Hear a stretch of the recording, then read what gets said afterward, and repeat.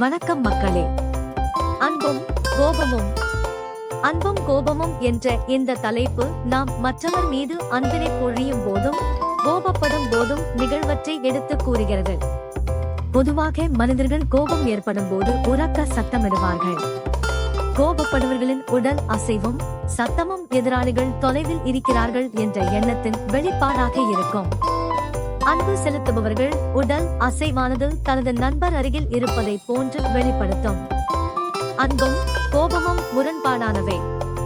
கோபத்தின் போது நம் வாழ்வில் கடைபிடிக்க வேண்டிய விஷயங்களை ஒரு சிறு கதை மூலம் தெரிந்து கொள்ளுங்கள். விளக்க கதை. ஒரு சமயம் துறவி ஒருவர் தனது சீடர்களுடன் ஆற்றில் குளித்துவிட்டு திரும்பிக் கொண்டிருந்தார்.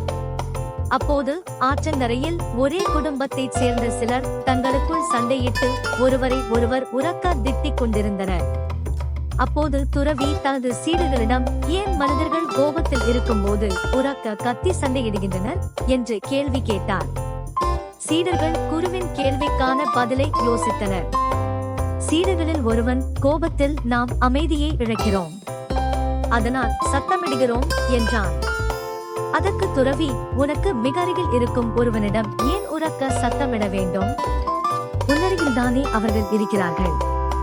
நீ சொல்ல வேண்டியதை அவர்களுக்கு மட்டும் கேட்குமாறு எடுத்துக் கூறலாமே என்று கூறினார். குருவின் இந்த கேள்விக்கு ஒவ்வொருவரும் ஒவ்வொரு பதிலை கூறினர்.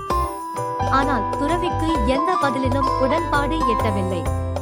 இறுதியாக தானே அக்கேள்விக்கான பதிலை அவரே சொன்னார். மனிதர்கள் இருவர் சண்டையிடும் போது அவர்களின் மனது இரண்டும் வெகு தூரத்திற்கு சென்று விடுகிறது. எனவே தூரத்தில் இருக்கும் மனதிற்கு கேட்பதற்காக அவர்கள் சத்தமிடுகிறார்கள்.